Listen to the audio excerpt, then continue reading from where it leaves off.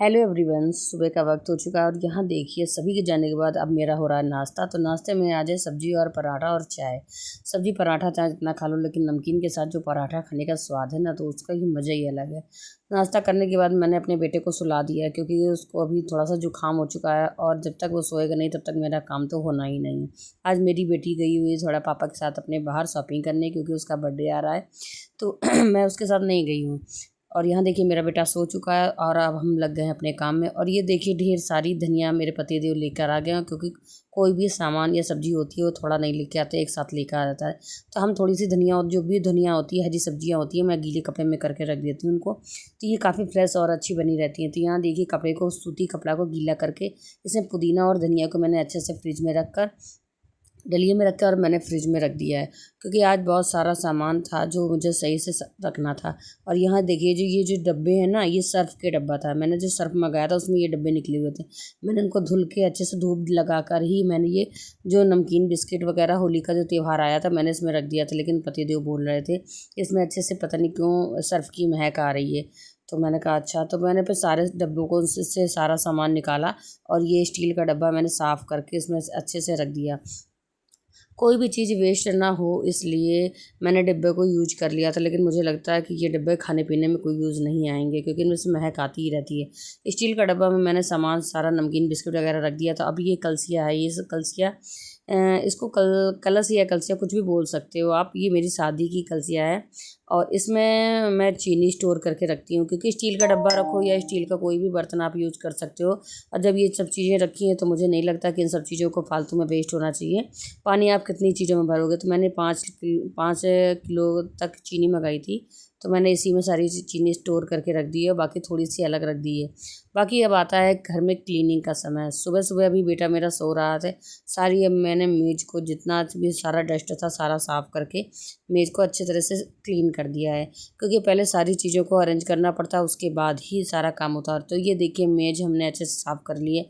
अब बारी आती है मेरे कमरे की।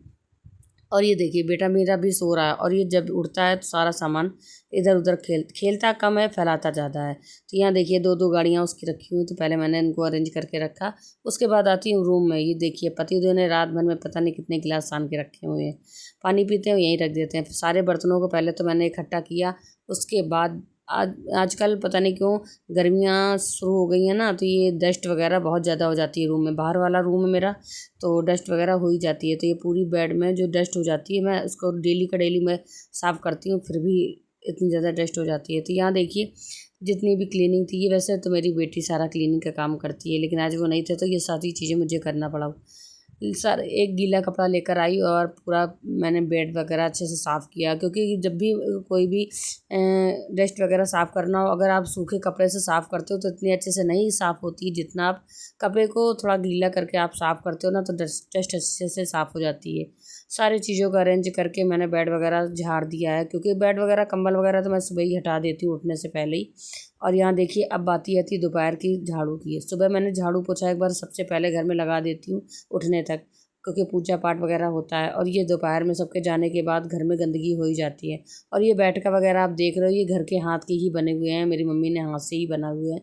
और हम लोगों को अच्छा लगता है यार, ऐसा नहीं है कि हम लोग अफोर्ड नहीं कर सकते हैं। मेरे पास बहुत सारे बैठका ऐसे रखे हुए हैं, लेकिन मम्मी मेरी हैं कि मम्मी को अच्छा लगता है बनाकर घर में डालना, इसलिए मैंने ये डाल रखे हैं। अब बारी आती है किचन की। किचन में तो आने से ही मुझे डर लगता है, क्योंकि बर्तनों को देखकर मेरी मम्मी कहती हैं तुम्हारे यहाँ तो जो काछी बरनी हुई होती हैं, जो बर्तन धुलती हैं, वो भी भाग जाएंगी, इतने ज़्यादा बर्तन हो जाते हैं। पहले मैंने किचन साफ़ नहीं किया। पहले मैंने जितना ज़्यादा बर्तन था पहले मैंने उनको क्लीन किया। क्लीन करने के बाद ये देखिए सुबह का टाइम हो जाता है और सुबह इतना ज़्यादा बर्तन होता है। खाना पानी तो बाद में बनता है, पहले सुबह का नाश्ता ही का बर्तन इतना हो जाता है। तो पहले मैंने उनको सारे को क्लीन किया। क्लीन करने के बाद ये देखिए मेरा बेटा उठ गया था। अब ये मेरे पीछे पीछे पीछे पीछे मेरे घूम रहा है।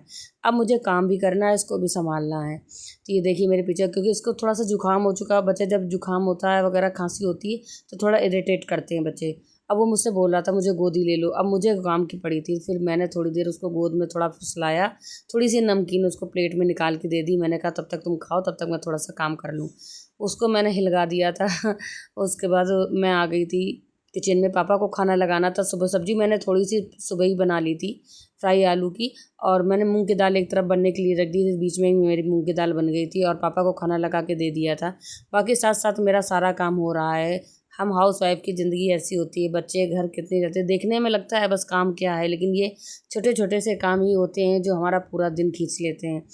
पूरा सामान मैंने एडजस्ट करके रखा, जो सामान बेकार था मैंने उसको हटा दिया है, जो सामान इधर उधर फैला हुआ था सारा एडजस्ट करके रखा, क्योंकि सुबह सुबह इतनी जल्दी होती है, इतनी भागम दौड़ होती है कि जो सामान जहाँ से उठाओ तो उतना रखने का टाइम नहीं मिलता। जिधर साफ पहा उधर रख दिया, और सारा ये देखिए मैंने साफ़ करती जा रही थी और जो बर्तन थे वो खाली करके फिर से मैं रखती जा रही थी सिंक पे। मतलब एक बार मैंने एक डलिया भर के बर्तन धुल चुकी थी, दोबारा फिर ये इतने डलिया भर के बर्तन फिर मेरे हो गए थे। गैस को मैंने अच्छी तरह से क्लीन कर लिया है और मेरा बेटा भी देखिए खेल रहा है। साथ के साथ ही मेरे वॉशिंग मशीन में कपड़े भी धुल रहे हैं, क्योंकि ये हम हाउस वाइफ के एक हाथ तो है नहीं, मतलब दो हाथ तो होते नहीं हैं, 6 हाथ होते हैं, क्योंकि इधर उधर उधर हर जगह लगे रहते हैं। मशीन में कपड़े भी धुलते रहते हैं, बच्चों को भी संभालना होता है, डस्टिंग भी होती रहती है, साथ में बातें भी ज़रूरी होती।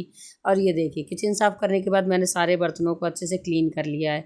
एक एक करके मैंने सारे बर्तनों को क्लीन किया है। दोपहर के खाना के टाइम तो अभी आना ही नहीं है, पापा खा के चले गए थे। बाकी मैंने तो अभी सुबह का ब्रेकफास्ट किया था और दोपहर के बज चुके थे कम से कम 12। फिर मैंने सारे बर्तनों को क्लीन करके एक एक करके रख दिया और किचन को अच्छे से बिल्कुल साफ़ कर दिया है, क्योंकि जब तक किचन को अच्छे से क्लीन ना करो तब तक किचन में जाने से ही डर लगता है। और किचन थोड़ी साफ़ सुथरी रहती तो अच्छी लगती है, और करना हम ही को है, चाहे थोड़ी देर में करें चाहे पहले करें। इसलिए सारे बर्तनों को अच्छे से क्लीन कर करके मैं एक एक बर्तनों को क्लीन करके रख देती हूँ। और पूरी किचन को फिर एडजस्ट भी किया था मैंने। और आप देख सकते हो कि थोड़ी सी मेहनत में ही किचन पूरी अच्छी तरह से चमक जाती है। किचन से निकलने के बाद मैं आ गई थी ऊपर।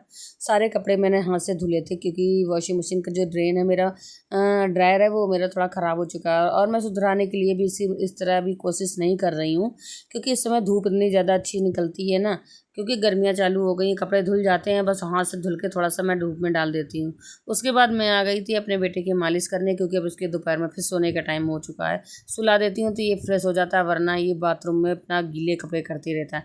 जब तक मैंने काम किया उसने 2 जोड़ी कपड़े गीले कर लिए थे। ये देखिए कपड़े गीले करने के बाद मैंने मालिश किया और मालिश करने के बाद उसको सुला दिया है। आज का ब्लॉग अच्छा लगे